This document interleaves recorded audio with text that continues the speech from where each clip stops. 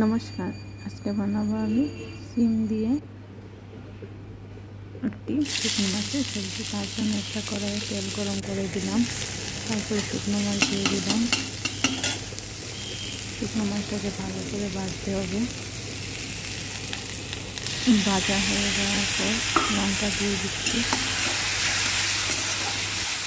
লঙ্কাটাকে ভালো করে ভেজে নেবো। ভেজে নেওয়ার পর যতক্ষণ তেল না উঠে তখন একটু ভেজে নেব। ভেজে নেওয়ার পর হলুদ দিয়ে দিচ্ছি। এখানে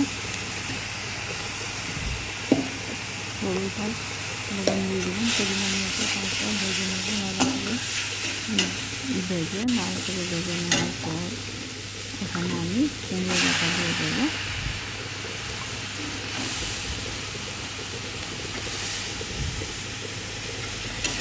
কুমড়ো ডাঁটাটিকে ভালো করে ভাজতে হবে।